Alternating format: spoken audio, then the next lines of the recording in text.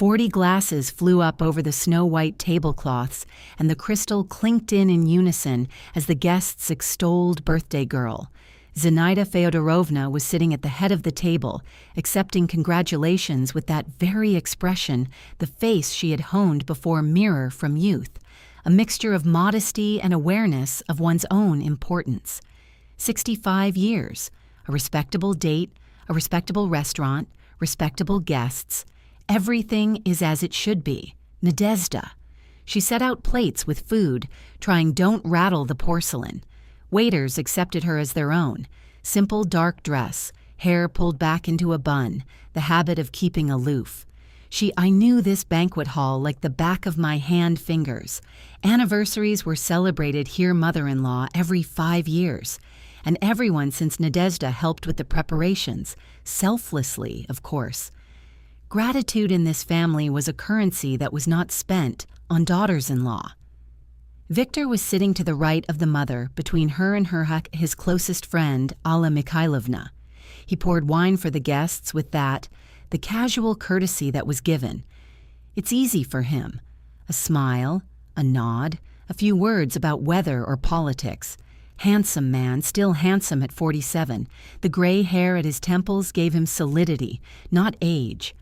Hope I remembered how I fell in love with that smile 18 years ago. Now it only caused fatigue. Zinaida Fedorovna raised her hand, demanding attention. The guests fell silent. She looked around with a glance around the room. She lingered on Nadezhda, who was just putting down a dish with cutting to the far edge of the table. Mother-in-law's voice echoed throughout the hall, clear and ringing despite its age. "This my son's servant.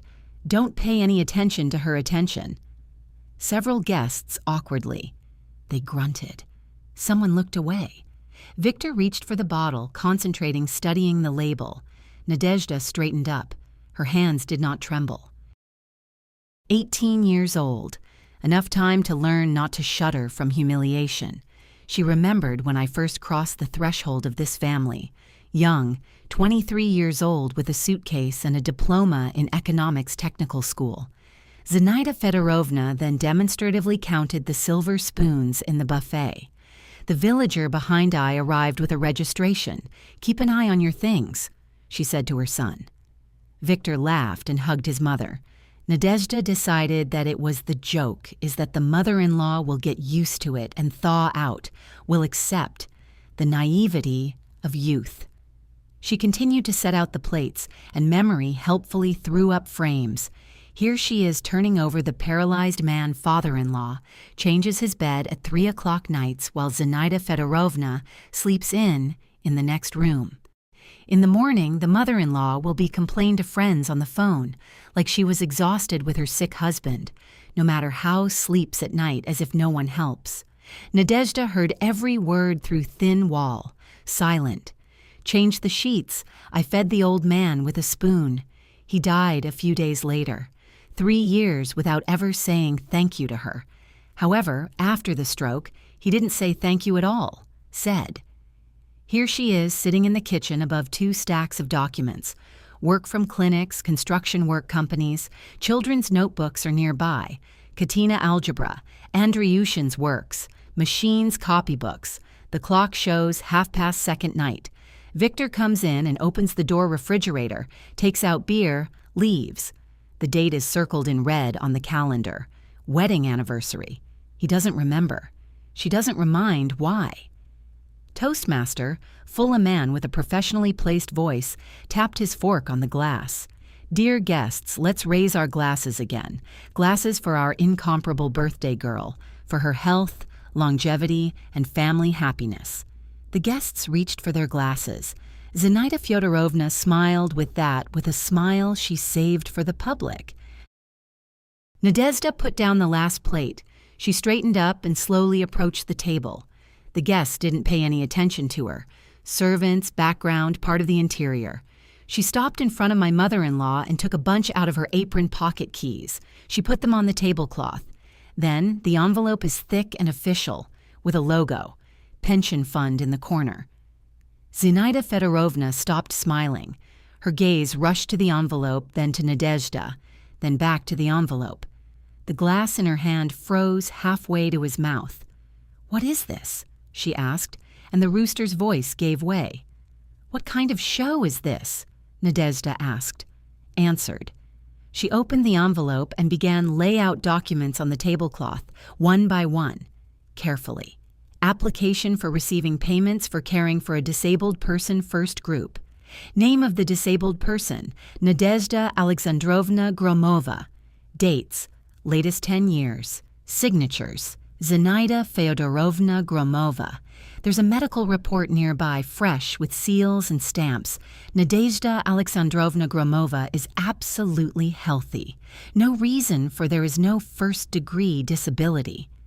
The guests froze with their glasses raised. Someone from the far end of the table stood up, trying to make out the documents. Zinaida Fedorovna turned white. Her hand unclenched, and the glass fell onto the tablecloth. Red wine spread out across papers, across statements, across certificates. Like blood, thought Nadezhda, like blood on white. He rose from the table. A man of about 50 from the military bearing and short-cropped gray hair. Dmitry Sergeyevich Volkov, Victor's former classmate, now investigator for especially important cases. I came to the anniversary out of old friendship, but now friendship has taken a back seat. He took one of the documents, the one that wasn't filled with wine, and read, his face petrified. "Zinaida Feodorovna," he said, taking out his phone, "you understand that this is Article 159 of the Criminal Code. Code of the Russian Federation. Fraud upon receipt of payments. Do you understand that? Is this a criminal case?" Dmitry brought up phone to his ear, but didn't have time to say anything words. Victor darted across the table, knocking over glasses and knocked the device out his hands. The phone flew to the wall and fell with a dull thud onto the parquet floor. "Dima, we're friends," Victor shouted, grabbing classmate by the lapel of his jacket. It's a family matter. This can be resolved differently. No need to call anyone." Dmitry calmly, but he firmly freed himself from the grip, looked at Victor with the same look that probably looked at the suspects in his office. "It's a family matter," he repeated. Fraud in obtaining government payments are not family matters. The point, Vitya, is the article. And what you're doing now did. This is obstruction justice. Zinaida Feodorovna sobbed, clutching the tablecloth. Tears were streaming down her face, blurring the carefully applied makeup. The guests were whispering. Someone I was already filming the event on my phone. A birthday cake with 6 candles, and the 5 stood untouched. White cream sparkled in the light of the chandeliers. The birthday girl even didn't blow out the candles. Victor turned to Hope. He grabbed her hand so hard that she felt fingers digging into the skin. "Do you understand what you're doing?" he hissed in her face. "They'll put your mother in jail. Is this what you want? For an elderly woman to sit in prison?" Nadezhda looked at his hand, on her wrist, then she looked up and met his gaze. 18 years old, she said in an even voice. 18. "I was a servant in this house for years. Servant doesn't sue the owners. So, she wasn't." She calmly but firmly freed her hand. Victor swung, but Dmitry intercepted his elbow and turned it around. Zinaida Fyodorovna suddenly put her hand behind her back, stopped crying. She stood up from behind table, wiped her face with a napkin, and circled guests with a glance. Her voice rang out loudly. "Hall, you are all witnesses," she shouted. "This woman forged documents. She wants to take away our apartment and throw us out into the street. She came up with all this herself. I applied for this disability myself so as not to work." Several of the mother-in-law's friends nodded. Alla Mikhailovna, the very one that I was sitting next to Victor, stood up and poked him finger at Nadezhda. "I always said that she is an ungrateful snake. Zina is her I took her in, accepted her into the family, and she did this repaid. Shame." The guests split up. Some looked at Nadezhda with condemnation. Others, with sympathy. The third ones are simple. They wanted to leave and not get caught up in the scandal. A young couple by the window were quietly packing their things. An older man in the corner shook his head. Looking at the documents soaked in wine, Nadezhda opened the bag she had left behind. On the windowsill, I took out a small one, a voice recorder. She bought it 3 years ago in the electronics store when I realized that papers alone won't be enough. Clicked play button. From the speaker, Zinaida Feodorovna's voice rang out. Such familiar, so smug. Can you imagine, Alla? I've been here for 10 years already. I'm getting money for this fool. I registered it on she has a first group disability, and she doesn't even know. He goes to work, slaving away, and I receive care benefits. Vitka helps him cash out, too. It falls. Alla Mikhailovna's voice answered with a laugh. You're a genius, Zina, and will they recognize you? Zinaida Feodorovna's new laughter. Who will know? This redneck in the papers doesn't understand, and in the pension fund, I have everything under control. Silence fell in the hall. Alla Mikhailovna turned white and grabbed heart. She sank heavily into the chair, gasping for air. One of the guests rushed to her with water. Victor changed tactics instantly. He fell to his knees, right in the middle of the hall, in front of all these people who knew him from childhood. Nadia, I'm sorry, he said, and his voice trembled. I didn't know all the details. Mother, she said that it was some kind of benefit, that it was like that everyone does it. I didn't realize it was fraud. Forgive me, I will improve. We'll start over. Nadezhda looked at him from top to bottom, at this man for whom she married at 18 years old back, to the father of his children, to the man who never stood up in all these years to her side. She took it out of her bag. The second set of documents are banking ones, the statements that I have been collecting for the last 6 months. Put it on the floor in front of him. I didn't know, she repeated. And what is this? Translations to your bill from your mother is 10 every month years. You didn't know where this money came from? Victor grabbed the extracts and ran his eyes over them, his face distorted. He jumped to his feet and turned to his mother. You promised that nobody will know, he shouted. I said everything was safe. It was you who told me she pulled me in. Zinaida Fedorovna recoiled, as if from a blow. Did I drag you in? You yourself asked for money for his whore. Do you think I don't? I know about Larissa from your department. You told me he called every month. Mom, give me money. Mom, I don't have enough. And where was I supposed to, should we take them? The guests looked at them, not in strength to look away. Mother and son stood opposite each other, and 18 years the family facade was crumbling before our eyes. Hundreds of people. Victor screamed that his mother used. Zinaida Feodorovna screamed that her son had betrayed her. They poured out accusations against each other, which accumulated over the years, and each new word, it was scarier than the previous one. Dmitri silently filmed everything on his phone. Evidence which will be useful in court. The sound of a siren interrupted the screams. One of the guests finally called the police. 2 officers entered hall, looked around, assessed the situation. Dmitri approached them, showed certificate, briefly explained the situation. Zinaida Fedorovna rushed to the exit, but she was stopped. She turned to Nadezhda, and there were no more tears in her eyes, only cold hatred. You'll regret it, she whispered. I have connections. You'll be left on the street with 3 bastards, and I will get away with it. I will destroy you. She was led out of the hall. Victor followed her, behind the police officers, without even turning around, wife. Nadezhda was left standing in the middle of the destroyed holiday, among overturned glasses and spilled wine documents. The guests left, avoiding her gaze. The cake still stood untouched. The candles had long since gone out. She returned home after midnight. I went up to my floor.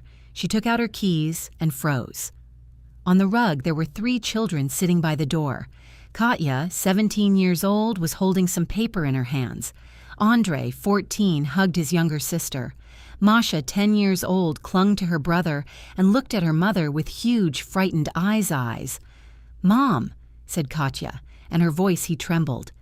"The guardians came here too. They said that Grandma wrote a statement that you can't cope with ours upbringing." She handed it to her mother Summons. "They'll come for an inspection tomorrow." Like this video to YouTube, I understand that you are interested in such things. Video stories and recommended more quality stories. Guardianship. Inspector turned out to be a woman of about 40, with a tired face and a tenacious gaze. I looked around the apartment, looking into every corner, opening the cabinets and refrigerator. "We have a signal," she said, making notes. In the notebook. "Information was received that the mother is in an unstable mental state and represents threat to children. Do you understand that we must check?" Nadezhda stood in kitchen door, arms folded across their chests. Children were sitting in the living room. Katya was hugging Masha. Andre was looking at the floor, clenching his fists. They didn't. We slept all night, waiting for this test. Nadezhda managed to clean up, cook breakfast, put the textbooks on the table. Everything is as usual. Everything is like all these 18 years old. The inspector checked children's rooms. I asked the children several questions. Masha was silent, only she clung to her sister. Katya responded, smoothly, calmly, although Nadezhda saw how her hands are shaking. Andre muttered something about school and turned away. Inspector, I made a few more notes and left, promising to return in a week. 3 days later, Nadezhda learned the scale of the counterattack. Zinaida Fyodorovna, under a written undertaking about not leaving the country, unfolded the Real One campaign. She called all her friends. I wrote to the guardianship authorities and contacted my exes, Nadezhda's colleagues. To the clinic where Nadezhda worked part-time as an accountant, I received an anonymous letter about financial violations. The head doctor called her into the office and put a statement on the table dismissal. "Sign," she said, not looking into his eyes. "I don't need problems." Nadezhda signed. The family was left without half of his income. Victor filed for divorce. First, his lawyer, an old family friend, Zinaida Fyodorovna, stated on preliminary hearing that Nadezhda provoked the conflict and destroyed family. She demands division of property, although she herself brought the elderly woman to nervous breakdown, he said, correcting an expensive tie. My client asks take into account that the apartment was purchased his mother's money. The judge, an elderly man with a gray mustache, looked at Nadezhda with obvious distrust. She sat alone, in a simple dress, without a lawyer. Money, for there was no lawyer. Katya came home from school in tears. She threw the backpack in the corner and locked herself in the bathroom. Nadezhda heard how the daughter cries, turning on the water to drown out the noise. Sounds? An hour later, Katya came out with red with her eyes and told. Someone posted a video from a restaurant to the internet. Odnoklasniki found out. They bullied her all day long, calling her the swindler's daughter. They asked how much her grandmother stole the money.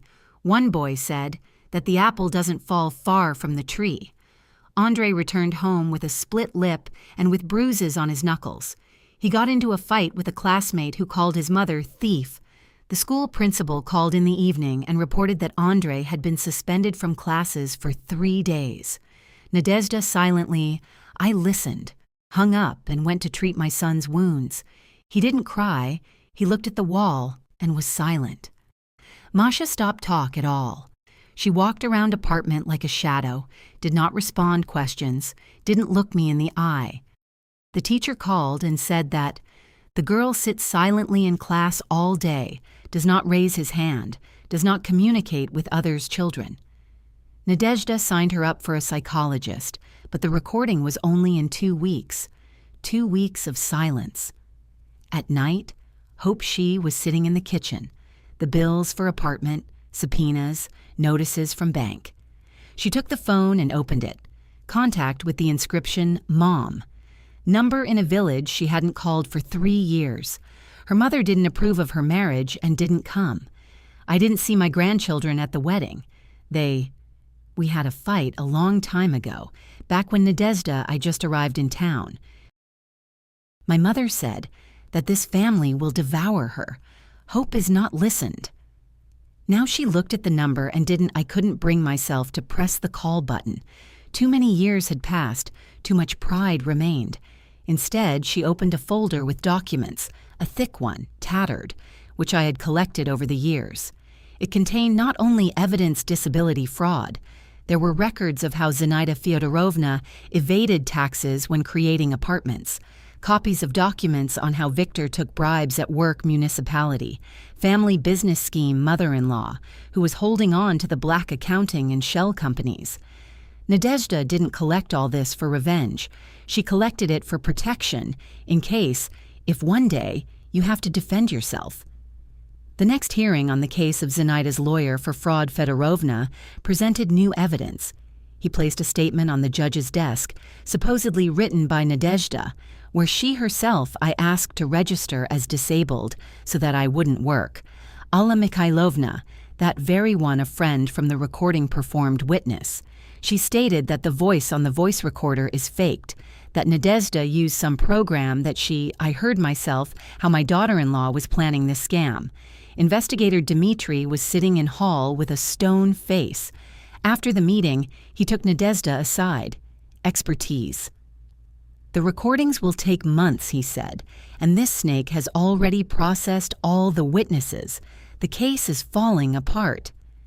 Nadezhda left courthouse and stopped on the steps. She was surrounded by journalists. Someone leaked story in the tabloids, microphones in face, camera flashes, shouts from all over sides. It is true that you slandered mother-in-law. Why did you destroy the family? How much money do you want to sue for? Nadezhda was silent. She made her way through the crowd, covering his face with his hand, and questions flew at her back like stones. At home I found the children watching TV. There was something on the screen, a story about a scandalous daughter-in-law who slandered an elderly woman. They showed photograph of Zinaida Fyodorovna, a handsome old woman with eyes. They showed a photograph of Nadezhda, a bad shot where she looked angry and exhausted. The voiceover spoke about a broken family, about a poor mother, about ungrateful daughter-in-law. Masha turned around to her. For the first time in a week, she opened her mouth and said the words, "Mom, it's true that, are you bad?" Nadezhda fell to her knees, in front of her daughter. She wanted to answer, she wanted to explain, but the words stuck in her throat. Katya turned off the TV. Andrei stood up and left the room. Masha looked at her mother, with her huge eyes, and waited for an answer. The doorbell broke the silence. Nadezhda got up and went to open it. On the threshold there was an elderly woman of about 70 years old standing in an old-fashioned coat and with a shabby bag in hands. Her face seemed familiar, but Nadezhda couldn't remember where he was. "I saw." "You don't remember me," she said. "Woman." "I'm Antonina Pavlovna. I worked as a nurse at the clinic on Sadovaya Street. Years ago, your mother-in-law came to me with one request." Nadezhda silently stepped aside, letting her into the apartment. "I have been silent about various things for 30 years, continued Antonina Pavlovna, walking in hallway. "But yesterday I saw a program. I saw how they throw mud at you, and I know who actually forged the documents." She opened her shabby bag and took out a yellowed folder. If you like this story, subscribe to channel to not miss new videos." Antonina Pavlovna laid out on the kitchen yellowed documents on the table. Her hands covered with age spots, they moved confidently, laying out papers in a certain order. "Zinaida Fyodorovna thought that I threw away my copy," she said, "but I worked in the Soviet system. They taught me to keep everything, every piece of paper, every copy, every receipt." Nadezhda. I looked at the documents, hesitating touch. Katya stood in the kitchen doorway. Andrei peered around the corner. Only Masha remained in the room, but even she listened to the conversation. 10 years your mother-in-law came back to me, Antonina Pavlovna continued. I then worked as a senior nurse at a clinic on Sadovaya. She wanted to register disability for the daughter-in-law. She said that she herself asks that it is hard for her to work, that this is for the family. She offered money, good money at that time. Nadezhda was silent. She tried to remember that period. 10 Masha was a few months old years ago. She worked 2 jobs, almost never. I was sleeping and didn't notice anything around me. I refused, said Antonina Pavlovna, but my colleague, Dr. Semyonov, agreed. He was drinking heavily at the time and needed the money. She put a copy of something on the table, document with a sweeping signature. Here his signature on the initial report. Here's the money transfer receipt from Zinaida Fyodorovna on his account. I saved everything, just in case. Nadezhda took the check. Amount, date, account number. Proof bribes. She looked up at Antonina. Pavlovna, why did you keep silent for 10 years? The old woman looked away.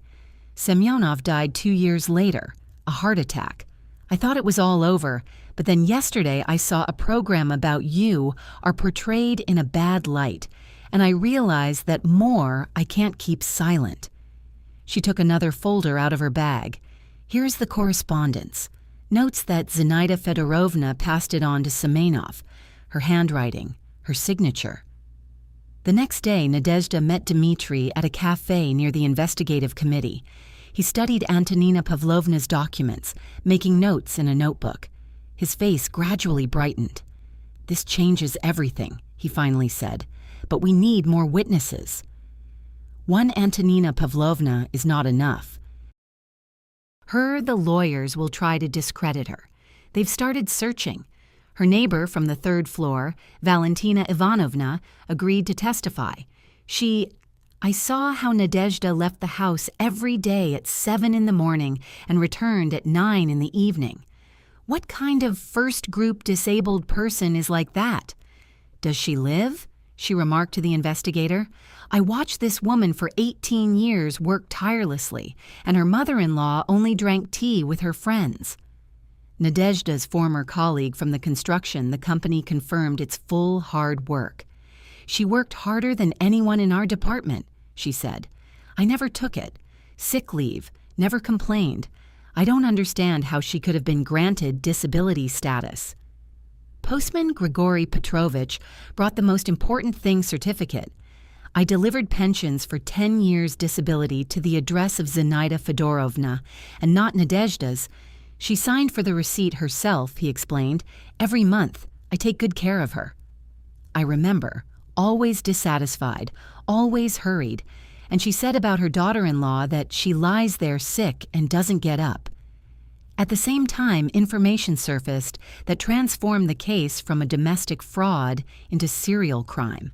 Dmitri discovered in the documents of the pension fund there are 2 more people behind whom Zinaida Fedorovna allegedly looked after. One of them, a former neighbor from the old apartment, died 5 years ago, but payments. The accusations against him continued to this day. Victor learned of the new charges a week later. He came to Nadezhda at night, drunk, with a bouquet of crumpled roses. I opened the door and smelled something. I was smelling fumes before I even saw him face. Nadia, take your statement back, he said. He, trying to enter the apartment. She blocked the passage. I'll return everything. Let's start over. I'll leave Larissa and come back to you. We will live as before. Just like before, Nadezhda repeated. Looked at this man whom I once loved him, on his swollen face, shaking hands, expensive suit with spots. Do you want everything to be like before? She silently opened the nursery door. There 3 children, whom he had not seen for 2 months, were sleeping. Katya was on her bed with a textbook under the pillow. Andrei is on the couch, with broken knuckles that only began to heal. Masha hugging teddy bear, which Nadezhda I bought it for her when she stopped talk. "Do you remember when last time I asked how they were doing? What's up?" he asked Nadezhda. Victor was silent. He looked at the sleeping children and something trembled in his face. But this lasted only a second. Then he again became the Victor she knew all these years. "It's your fault," he said. "You turned them against me." Nadezhda closed the nursery door, then closed the apartment door right in front of his face. The day of the new court hearing turned out to be sunny. The hall was full. The case received publicity after the federal. The channel started filming a report about fraud with social benefits. Journalists filled the entire back row. Zinaida Fyodorovna walked in confidently in an expensive suit with 3 lawyers. She smiled at her acquaintances, nodded journalists. She was confident of victory. She was informed that Antonina Pavlovna recanted her testimony after anonymous threats on the phone. But when she turned to the front row, smiling slid off her face. Antonina Pavlovna sat there, folding hands on knees. Valentina is next to her. Ivanovna, Nadezhda's former colleague, postman Grigory Petrovich. And one more, the woman whom Zinaida Fyodorovna— I didn't recognize it right away, the daughter of that very deceased neighbor, for which the mother-in-law allegedly looked after. The prosecutor began to present evidence. Antonina's documents, Pavlovna, with the signature of Dr. Semenov, witness testimony, banking extracts, surveillance camera recordings from pension fund, where Zinaida Fedorovna personally received payments, signing for daughter-in-law. But the main thing was the conclusion graphological examination. Experts stood up and read out the results. Signature on all applications for receipt. The payments do not belong to Nadezhda, to Alexandrovna Gromova, and to Zinaida, to Fedorovna Gromova. The mother-in-law was forging signature of daughter-in-law for 10 years. Zinaida Fedorovna jumped up from her seat. "This is conspiracy," she screamed. "She's got everyone bribed. This country bumpkin. This servant I bought experts. I bought witnesses. I demand an independent examination." The judge demanded that she be removed from the courtroom. 2. The bailiffs approached her and grabbed her by the arms. She struggled and screamed something, incoherent. Her lawyers sat with stony faces, realizing that the case was lost. And then Victor rose from his seat in the hall. He sat like a witness, pale, haggard, in the same suit as the 2 months ago, only now it's crumpled and not fresh. "Your Honor," he said loudly, "I want to testify against my mother." The room fell silent. The journalists leaned forward. Zinaida Fedorovna, who was already being led to exit, turned around. "I'll tell you everything," Victor continued, "about fraud, about bribes, about accounts in another country, about how she forced me to participate, about everything." Zinaida Fyodorovna looked at her son. In her there was horror of betrayal in his eyes, that very betrayal that she herself committed 18 years in relation to daughter-in-law. Only now they were betraying her. "Vitya," she whispered. "Vinka, what are you doing?" But Victor was no longer looking at his mother. He looked at Nadezhda, who was sitting in the first row. And there was something in his gaze that she had never seen before. Neither love, no repentance, only fear. The usual animal fear of a person who realized that the sinking ship would drag him down the bottom if he doesn't jump first. Hall the court was full on the day of the announcement verdict. Journalists took the last rows. Operators lined up along the walls. Social Security fraud case payments became resonant after how the federal channel released the first part of the report. Zinaida Fyodorovna stood behind the barrier, and Nadezhda barely recognized her. Without makeup, in a simple gray sweater, with shaking hands. She had aged 10 years in these 3 months. The judge, an elderly woman, a woman with gray hair and tired with her eyes, she opened the folder with the verdict. The hall became quiet. Even the journalists stopped whispering. The court recognizes Gromova Zinaida Fedorovna guilty of Article 159, Part 4 of the Criminal Code of the Russian Federation, fraud in receiving payments on an especially large scale. The judge's voice was even, emotionless. Impose a sentence of 3 years imprisonment. Conditional freedom with a probationary period, 5 years. Order to pay compensation for damages to the state in full, 2,347,000 rubles. Zinaida Fyodorovna swayed. The guard supported her under the elbow. She turned around looking for her son in the hall, but Victor looked at the floor. The convict's pension subject to seizure until full repayment. Debt, the judge continued. Property, acquired with funds received by criminal means, is subject to confiscation. This meant the apartment, the very one, a 3-room apartment in the center, which Zinaida Fedorovna was so proud that showed it to guests, boasting about the renovation and view from the window. Now it will have to be sold. In a week, a separate hearing on the case was held. Victor. His testimony against his mother was softened sentence, but did not overturn the punishment. 2 years probation, dismissal from civil service, prohibition to hold finance-related positions in for 3 years. When he left the hall court, his phone was silent.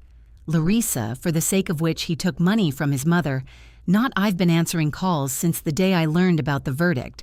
The money ran out. It ran out, and love. The division of property went faster than Nadezhda expected. The court took into account that she was a victim of her own fraud families. The apartment they lived in for 18 years remained for her and the children. Victor did not to challenge the decisions. He didn't have the money. For a lawyer, but a free defense attorney, he advised against delaying the process. Zinaida Fyodorovna sold her apartment. In 2 weeks, buyers knew about her situation and brought down the price. The proceeds barely enough to cover the debt to the state and pay for services lawyers. She moved into a 1-room apartment, an apartment on the outskirts of the city, the very one which I bought 15 years ago for Black Day. Then she thought that this day will never come. Victor moved in her. He had nowhere else to go. Mother and son, who accused 3 months ago each other in the courtroom, now sharing 32 square meters, and silence. They barely spoke. Only sometimes Zinaida Fyodorovna would start cry and repeat that in everything, it's the daughter-in-law's fault. Victor nodded, poured himself some vodka, and went out to the balcony to smoke. 3 months later, Nadezhda was sitting in a spacious office on the 12th floor of the business center. There was a sign above the door, Main Accountant. The director of the company, a gray-haired man of about 60, he himself proposed this to her position after seeing TV report. "I need a man who is not afraid to tell the truth," he said then, "who will not remain silent if he sees violation. You spent 18 years collecting evidence against own family. This requires patience and integrity. I need people like that." Nadezhda agreed. The salary was 3 times higher than in her 2 previous jobs combined taken. For the first time in 18 years, she came home at 7 o'clock in the evening, not 10. For the first time, she had a day off. Katya. I was preparing for my final exams. Bullying at school stopped after the Federal Channel showed the second part report about a woman who is 18 years old, endured humiliation, and won. Classmates who until recently they called her the daughter of a swindler now pretended that nothing happened. Katya didn't, I forgave them, but stopped crying because nights. Andrei signed up for boxing. The trainer, former regional champion, took it free after learning the story families. "The guy needs to vent his anger," he said to Nadezhda. "Better on a pear tree than on classmates." Andrei came home from training tired but calm. He didn't fight anymore. School. Masha laughed again. Psychologists to whom Nadezhda took her for 2 months said that the girl made a full recovery. "I'm just very sensitive," he explained. She needed the assurance that her mother nearby and that everything will be fine. Now she knows this. The last court hearing. The civil case took place in April. Zenaida Fedorovna filed a counterclaim compensation for moral damages. She demanded compensation for her ruined reputation and lost property. Her new lawyer, young and inexperienced, the only one she could have allowed, didn't really believe in success. But I did what I could. Zenaida Feodorovna came to court in a cheap coat bought on sale. She lost weight. Under her eyes, dark circles have appeared. When the judge dismissed her claim, she jumped up from her seat. "She ruined my life!" she screamed, pointing at Nadezhda. "This country bumpkin, this servant destroyed everything I built. I accepted her in family, and she repaid me with prison." The judge raised her hand, demanding silence. She looked at Zenaida Feodorovna for a long time with a glance. Then she spoke. "Zenaida Fedorovna, the servants have no right file lawsuits in court. The servants cannot be recognized as a victim of fraud. The maid is not raising 3 children, working 2 jobs. No servants caring for her paralyzed father-in-law, while his wife complains to her friend's phone. Nadezhda Alexandrovna never was not a servant. She was the only a person in your family who worked. Honestly, the meeting is over." Nadezhda left the courthouse. On her steps, the children were waiting. Katya was holding a bouquet, tulips Andrei, a box with a cake from them favorite pastry shop. Masha rushed to hug her mother as soon as she appeared in the doorway. Zenaida walked past, Fedorovna leaning on Victor's arm. She stopped for a second, looking at this picture. Mother and 3 children laughing, hugging, happy. The family she tried to create at 18, humiliate and break. The family that stood firm. "Let's go, Mom," Victor said, tugging at her sleeve. "The bus is coming soon." They walked to the bus stop. Public transport. Zenaida Feodorovna shuffled her feet, hunched over, looking at the ground. Victor walked alongside, tucking hands in the pockets of a worn jacket. "They don't." They looked back. Nadezhda watched them go. She waited that he will feel triumph, gloating, satisfaction from victory, but not, I felt nothing but tiredness, fatigue and relief. She had carried this burden for 18 years. Now he lay on the ground, and she could finally straighten up. They were walking along a spring street, the 4 of us. The sun was shining, the poplars, the first leaves were unfurling. The city smelled melted snow and something fresh, new. Katya walked next to her mother. Andrei carried cake. Masha held Nadezhda's hand. "Mom," Katya said, "do you regret putting up with this for so many years?" Nadezhda thought for a few seconds. The question was honest. He deserved honesty.